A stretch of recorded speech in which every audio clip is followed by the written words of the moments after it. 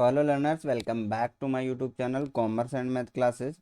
तो ये हमारा नया चैनल है। पीछे वाले चैनल पे अब वीडियोस नहीं आएगी, तो इस पे ही वीडियोस आएगी। तो आप यहाँ पे हमें देख सकते हो। चलिए शुरू करते हैं। आज हम एएसओ का जो सिलेबस है ना, उसके बारे में डिस्कशन करेंगे। जो भी आपका सिलेबस है उसके बारे में डिस्कशन करेंगे, कैसे उनको पढ़ना है, कैसे आपकी स्ट्रेटजी होनी चाहिए, उसके ऊपर हम बात करेंगे। तो सिलेबस ऑफ एग्जामिनेशन का अगर आप बात करें तो आप लोगों को पता है 30 और 70 का रेशियो है।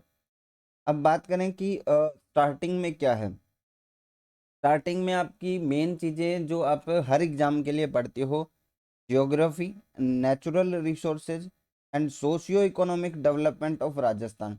सबसे ज़्यादा इम्पोर्टेंट यहाँ पे यही हो जाता है, सोशियो जो इकोनॉमिक जो डेवलपमेंट है राजस्थान के अंदर हुआ है, उसके ऊपर जो क्वेश्चंस हैं वो ज़्यादा पूछे जाते हैं। उसके लिए आपको थोड़ा सा डेटा वगैरह, डेट वगैरह थोड़ी सी ध्यान में रखनी पड़ेगी।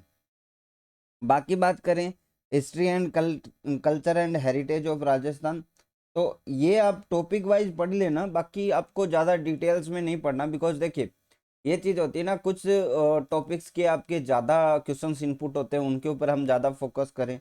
हिस्ट्री ऑफ राजस्थान ये एक बड़ा पोर्शन हो जाता है। Famous historical cultural place in Rajasthan, ये हल्का सा टॉपिक है।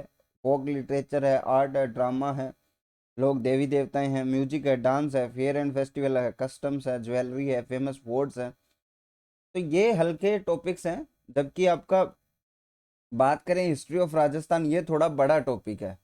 ये क्या है, थोड़ा बड़ा टॉपिक है, इसलिए अपने हिसाब से इसको एडजस्टमेंट करना। बिकॉज आप लोग अगर पढ़ चुके हो तो ठीक है, नहीं पढ़ चुके तो हिस्ट्री के अंदर मान लीजिए कोई रेयर क्वेश्चन आता है तब तो कोई नहीं कर पाएगा, एंड इजी क्वेश्चन आता है तो हर कोई कर लेगा।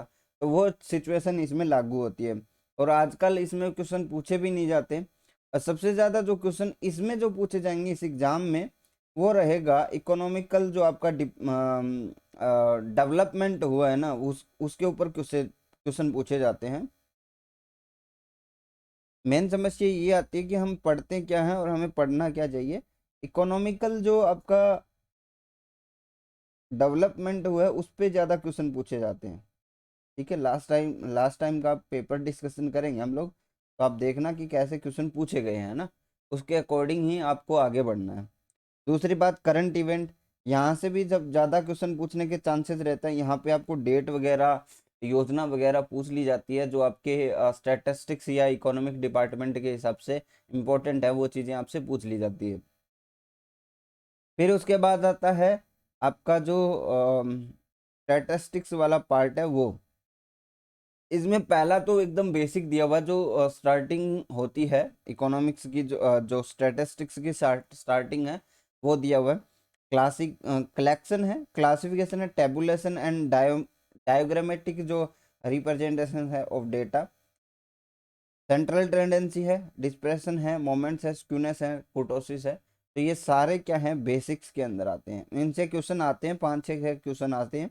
तो ये आप लोग आराम से कर सकते हो, इतना कोई मुश्किल काम नहीं है। बट आपको ध्यान रखना है, यहाँ से जो कुछ बेसिक क्वेश्चन बनते हैं ना, वो आपके लिए इम्पोर्टेंट है, गलत हो जाते हैं कई बार।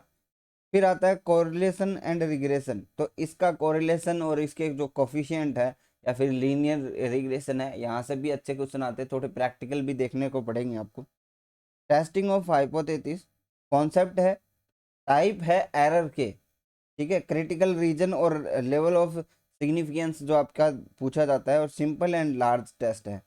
तो आपके ऊपर डिपेंड करता है कि आप इसमें कितना घुसना चाहते हो। ठीक है, ये थोड़ा सा बड़ा टॉपिक है एंड इम्पोर्टेंट है। इसके जो क्वेश्चंस है ना, सबसे ज़्यादा इंपॉर्टेंट क्या है, इसके जो क्वेश्चंस है ना वो इंपॉर्टेंट है। थ्योरेटिकल सारी चीज़ें आप पढ़ लोगे आराम से, कोई दिक्कत नहीं आएगी। क्वेश्चंस इंपॉर्टेंट हैं इसके। फिर आता है आपका डिजाइन ऑफ सैंपल सर्वे। ये भी अच्छा टॉपिक है, इसमें छोटे छोटे टॉपिक्स दिए हुए हैं जो आप कवर कर सकते हो आराम से। कौन कौन से है, सैम्पलिंग यूनिट है, सैम्पलिंग फ्रेम है, सैम्पलिंग फ्रैक्शन है, ये सारी एक ही चीज़ में आ जाती है। Sampling with and without replacement है, यानी आपको विथ विदाउट दोनों पढ़ना है। बहुत ही सिंपल सा टॉपिक है ये, रिप्लेसमेंट। ठीक है, उसके बाद आ जाता है population parameter and sample estimator. ये आप लोगों को पढ़ना है, क्या कहते हैं, कैसे होता है, बस इनसे बेसिक क्वेश्चन पूछे जा सकते हैं। तो आपको वो चीज़ ध्यान रखनी है कि किसे कहते हैं और क्या होता है एक्चुअल में, मीनिंग्स आपको पता होना चाहिए। क्या पता होना चाहिए? मीनिंग्स आपको पता होना चाहिए। इंपॉर्टेंट चीज़ तो ये है। अदरवाइज आप थ्योरी में विशेषता वगैरह जो भी है आप पढ़ना चाहो पढ़ सकते हो, बट आपको मीनिंग्स पता होना चाहिए, अदरवाइज आप क्वेश्चन सॉल्व नहीं कर पाओगे। Efficiency, accuracy, sampling, non sampling, error, simple random sampling, ये सारे प्रकार आ गए फिर से। सिस्टमैटिक सैम्पलिंग, क्लस्टर और मल्टी स्टेज सैम्पलिंग, ये क्या है? सैम्पलिंग के टाइप्स हैं, वो आप लोग पढ़ सकते हो। ठीक है। फिर उसके बाद आता है डेट टाइम सीरीज एनालिसिस। ठीक है।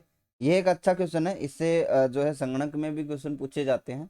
तो ये दोनों, ये भी आप तैयार कर सकते हो, दोनों के लिए बेनिफिट है। Components, measurement of trends, seasonal, cyclic और इरेगुलर वेरिएशन है जो आपके देखे जा सकते हैं। इसके बाद यहाँ पे आते हैं इंडेक्स नंबर की बात करते हैं।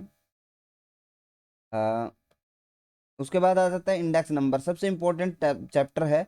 अगर आप देखें संगणक की नजर से देखें तो ये बहुत इंपॉर्टेंट हो जाता है, 6 से 7 क्वेश्चन पूछे जाते हैं। और इसके लिए भी ये बहुत हो जाता है क्योंकि इसमें इंडेक्स नंबर आपका बहुत यूजेज है रियल लाइफ में। यूजेज है, टाइप है, लिमिटेशन है, इंडेक्स नंबर की क्या लिमिट है, कैसे निर्माण किया जाता है, सिंपल वेटेज है, मेथड पूरे पूछे जा रहे हैं। देखिए, simple weightage, average price relative, 4 method होते हैं। एक दो यहाँ पे दे रखा है, chain base index number, base shifting, cost of living index, ये सारे टाइप्स हैं, बहुत ही अच्छे तरीके से आप लोग कवर कर सकते हो। ठीक है। फिर आ जाता है वाइटल स्टैटिस्टिक्स, इससे सीधे क्वेश्चन पूछे जाते हैं। Collection of vital statistics, mortality, fertility, life tables, population growth, ये बेसिकली क्या है? देखिए, इसमें क्या होता है कि ये जो टॉपिक्स दिए हुए हैं ना, इसकी थ्योरेटिकल अलग है, लेकिन आपसे क्वेश्चन पूछता है राजस्थान के संदर्भ में जो हुआ है ना, पीछे हो चुका है, उन चीजों के बारे में। स्टैटिकल एंड स्टैटिस्टिकल जो आपके ऑर्गेनाइजेशन है उनकी बात करूं मैं, तो आपसे लास्ट टाइम में भी क्वेश्चन पूछे गए थे, बट इजी क्वेश्चन पूछे गए थे। मतलब कोई भी स्टूडेंट कर सकता है, ऐसे क्वेश्चन पूछे गए थे। तो ये टॉपिक्स के ऊपर आप क्या कर सकते हो, डायरेक्टली अपने नोट्स बनाओ और बस हो जाएगा इसका, इसमें कुछ ज़्यादा लंबा चौड़ा काम नहीं है। फिर बात करें इकोनॉमिक्स, इकोनॉमिक्स बेसिक पूछी जाती है क्योंकि सभी के लिए, सभी के पास इकोनॉमिक्स होती नहीं है। Law of demand and supply, concept of elasticity, demand forecasting, price determination under different markets, national income, economic growth and planning, inflation, money, banking and जो फाइनेंशियल इंक्लूजन है। फिर उसके बाद इकोनॉमी ऑफ राजस्थान, सबसे इंपॉर्टेंट है इकोनॉमी ऑफ राजस्थान। आप सारी पढ़ के जाएं, जितना हो सकता है उतना पढ़ के जाएं। ठीक है। जितना पॉसिबल है, आपके पास मटेरियल अवेलेबल है, उतना ज़्यादा पढ़ के आप लोग जाएं, बिकॉज इकोनॉमी ऑफ राजस्थान से क्वेश्चन डायरेक्टली पूछता है।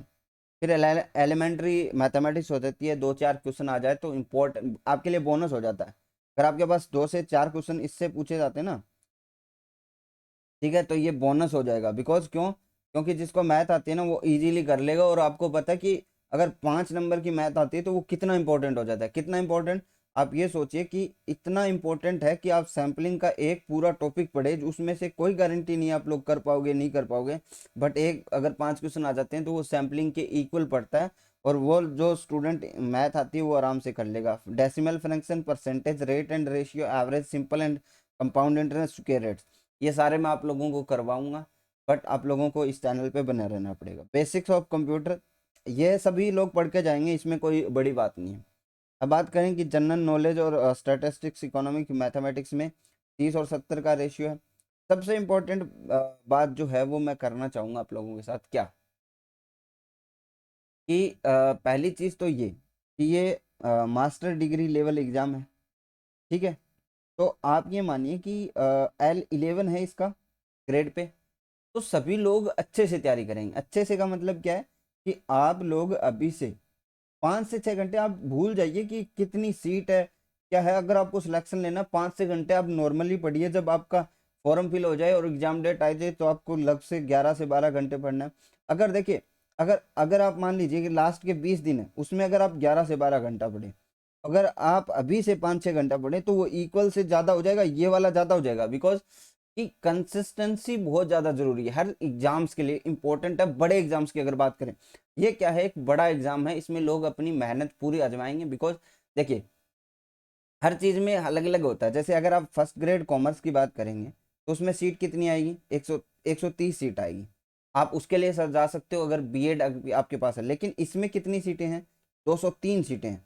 तो आप इसमें भी मेहनत कर सकते हैं ना, लिमिटेड है आपके पास। है ही क्या? राजस्थान, टॉपिक क्या है आपके पास? राजस्थान, मात्र 30 मार्क्स एंड स्टैटिस्टिक्स।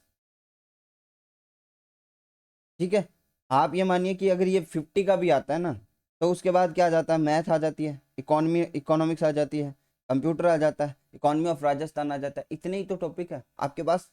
आराम से जो है हर चीज को करने का पॉसिबल तरीका है। बस आपको अपनी मेहनत करनी है। पेपर के ऊपर मत सोचिए कि पेपर कैसा आएगा क्या आएगा, वो सबके लिए इक्वल होता है। मान लीजिए कि आपके पास 10 ऐसे क्वेश्चन आगे, बहुत हार्ड है, अगर आपने रेगुलर पढ़ाई की है फिर भी नहीं कर पा रहे, तो आप ये सोचिए कि बहुत कम, रेयर चांस में ऐसे स्टूडेंट होंगे जो इनको कर पाएंगे, या फिर तुक्का लगा के आएंगे उसमें सही हो जाए। क्योंकि देखिए, मेहनत बेकार नहीं जाएगी। मेहनत आप जितनी कर सकते हैं ना, उतनी आपके लिए फायदेमंद रहेगी। आप ये मत सोचिए कि मेहनत बेकार जाएगी, कभी नहीं जाती मेहनत बेकार। आप अपने लूज होल्स अपने आप ही छोड़ते हो, और वो सबको पता होती हैं। अब मैंने जैसे बता दिया कि ये चीज़ें आपको करनी है, उसकी आप मेहनत नहीं करते। आप सोचते हो कि अपन सब कुछ पढ़ लिया है ना। मेन चीज़ जो आती है वो क्या आती है? एमसीक्यू। एमसीक्यू प्रैक्टिस बहुत मस्ट है। अगर आप थ्योरी पढ़ लेते हो तो इनके एमसीक्यूज की प्रैक्टिस करो, क्योंकि इसकी लैंग्वेज डिफरेंट आती है। ठीक है, तो आज के लिए बस इतना ही। नेक्स्ट क्लास में हम मिलते हैं। आप चैनल को सब्सक्राइब करके रखें, इसमें जितनी भी बातें बताई जाएगी आपको एएसओ या फिर इस लेवल के एग्जाम्स की, आपको पूरी मेहनत करवाई जाएगी। आप मेरे साथ जुड़ भी सकते हैं स्टडी के लिए, अगर आपको ऐसा लगता है कि हम पढ़ाई नहीं करवा रहे हैं। तो आज के लिए बस इतना ही। अगर आपको नोट्स चाहिए तो आप नीचे से डिस्क्रिप्शन में लिंक दिया, वहाँ से जाकर आप 7 यूनिट जो स्टैटिस्टिक्स की है वो आप ले सकते हो। ठीक है, तो आज के लिए बस इतना ही। Thank you.